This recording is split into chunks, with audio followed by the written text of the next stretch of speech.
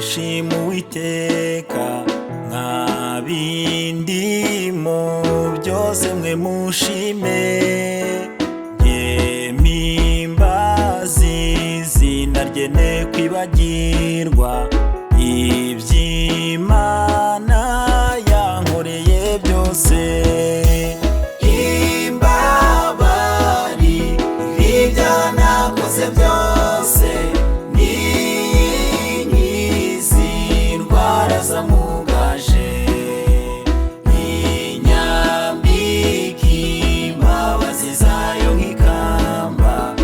ikamazi ibyiza bidashira igikori byo gukiranuka gusa n'abarenganywa ikabarengera ikimanza ziboneye zitabera kandi igira imbabazi ntibambe imenyesha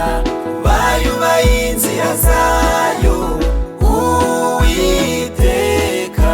atinda kurakara umujinya ntiyawugumana iteka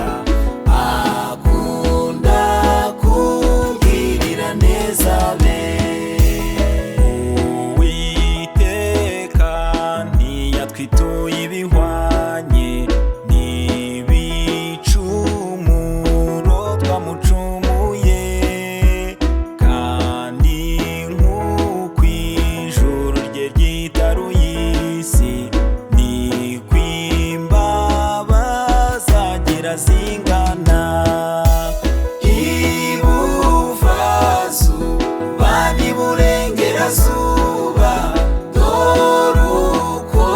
hitaruye kure pe niko yajyanye n'ibicumuro byacu kure yacu turamuhimbaza ubwo se w'abana bagirira ibambe niko Imana yacu irigirira abantu bayubaha kuko izi neza ubukene bwacu n'intege nke iz'ubugingo bwacu ko butarama buhwanye n'ubwatsi bushiraho ntibutinda singaza mbabazi zayo zo ntizizashira iteka ryose witondere isezerano ry'Imana niryo ryakomejwe n'amaraso ayo Yesu umwana w'intama yavuye kandi akumvira ibyo yategetse iwugiri urwaneza n'Imana iteka akiri mu isi nakiri mu isi no mu ijuru Imana